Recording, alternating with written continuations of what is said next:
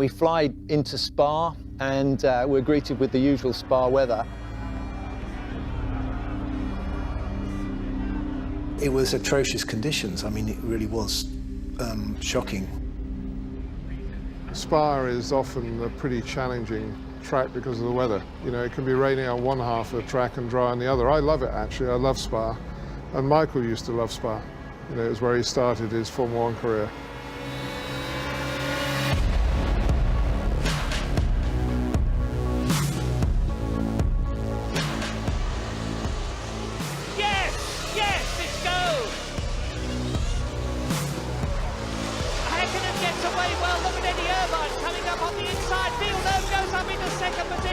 Schumacher is down into about 6th position. Bad start by the Ferrari.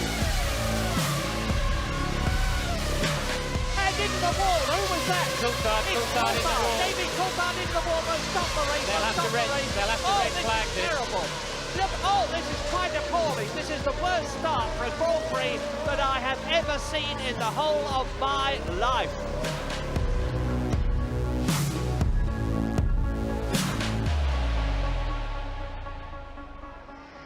It's like you're driving with your eyes closed in a fog. You just couldn't see anything. I couldn't see 2 meters ahead of my car. When I saw it, cars crashing all over the place. I tried to stop. I couldn't stop because it's too wet, and just hit all of them. Coulthard came off the wide part of the track, and there's like a metal railing there, and there's no grip, and he just lost it, went into the wall, and then I slowed down to avoid hitting him, and people just kept hitting me. I was right behind David Coulthard, and he hit a drain or a bump in the road, and it flipped him round into the wall, and I had to decide whether I was going to go for the rebound, try and get past him on the rebound, or try and go through the gap where he's going to leave when he... I can't remember what I did, but it was carnage. I mean, it was absolute carnage.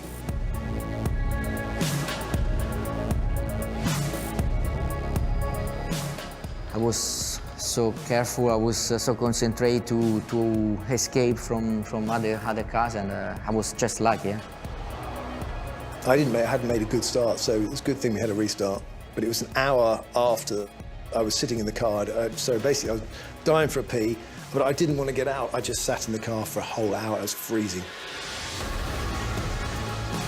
When you start a race in the lead in the wet, you look in your mirrors and all you can see is spray. So the people behind can't see, but you can't see who's behind you either. So all I knew was I was going off like a cat out of hell and trying to get as much of a gap as I could on the opening laps, and I had no idea what was happening behind me.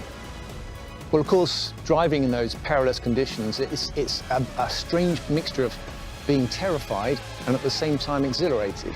And I think those two things combine to make you focus and concentrate in a way that you wouldn't ordinarily do, is what racing drivers really love doing. I like driving in the wet. I like the car moving. I like to be able to feel it sliding around and looking for the traction.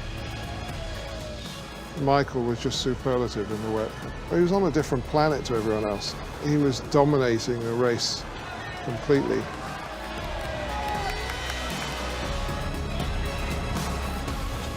Oh, God!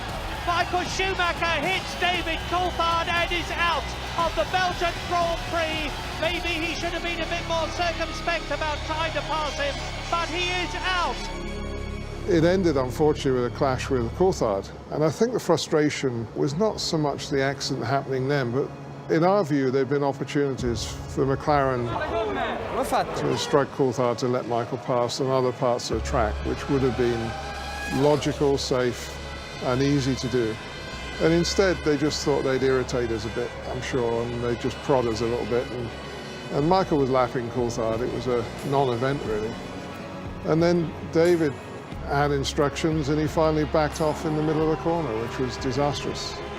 And that's why Michael was so upset, because it was a manoeuvre in a corner he didn't expect. There'd been opportunities before for Michael to go past. He was lapping a car. We can all say he should have backed off and sort of done it at another spot, but you don't expect a driver to back off in the middle of a corner. It was unfortunate. I could see why Michael was unhappy. I know David's rationale, which was, right, I'm in trouble. I think I'm safer staying here on the racing line where people would expect to find me. It's easy to assume that Michael was just angry at David Coulthard for doing something deliberate, but I don't think David was doing anything deliberately at all. I think he perhaps could have been a little bit off the line. I have this image of him running down the pit lane with Stefano Domenicali chasing him. He got so irate and wanted to flatten David. Emotions were running high that day.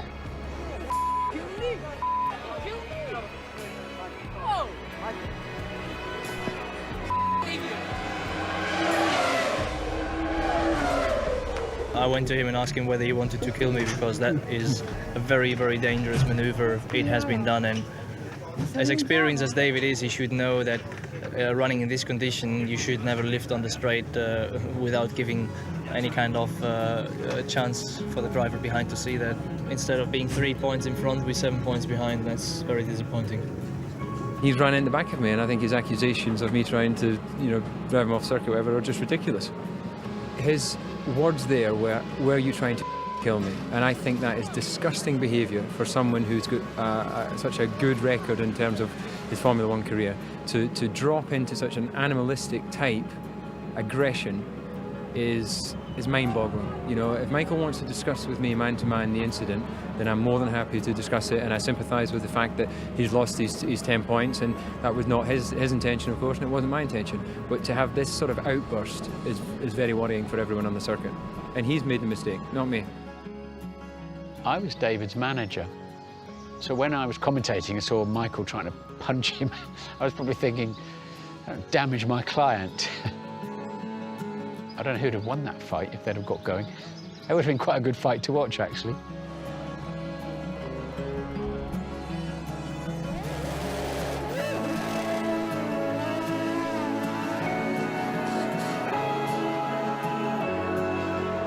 During the race, I had a big crash because Nakano was going into the pit.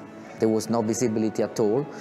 And the braking point for the pits was much earlier, a few years ago, so he braked quite a lot, and I was still on full throttle position, and I crashed into his car. It was a bad accident. Yeah.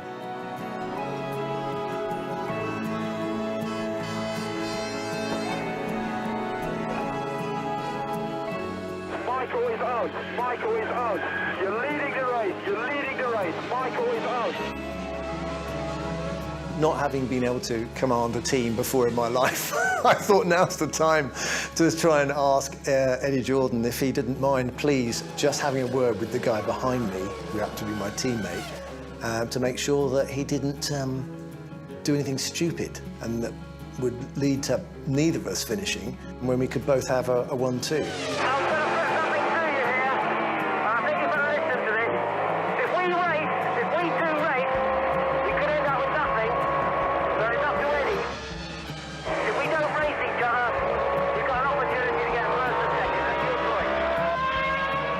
You cannot overtake Damon, okay? That is team order. You cannot overtake Damon. You heard me before, didn't you, Ralph, about overtaking Damon? You heard that, didn't you? Ralph, acknowledge. Yes, Sam. Eddie came back with, okay, he's going to stay second place and stuff. I just thought, he's not going to obey team orders, forget it. I legged it, and he couldn't catch me, and Ralph had to stay ahead of John Lacey anyway, so I think we were all going flat out. And Damon Hill wins in Belgium. Fantastic! we got a 1-2. Eddie was ecstatic, the team were ecstatic. All the people who had come from the factory went away having watched their team win the race. Nobody expected a Jordan to win a Grand Prix. It was one of my most satisfying victories, if not the most satisfying victory, actually, in some ways, because it was so difficult.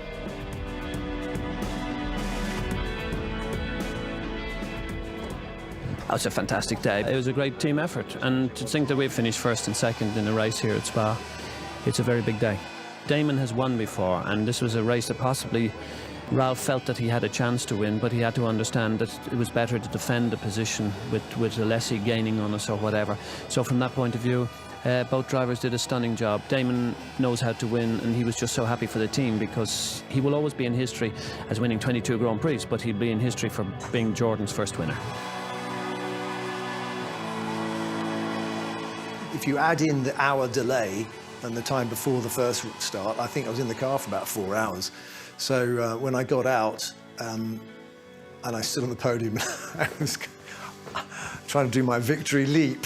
Part of me was thinking, oh my God, I don't think I could do that again. Really, seriously, that sucked out quite a lot out of me.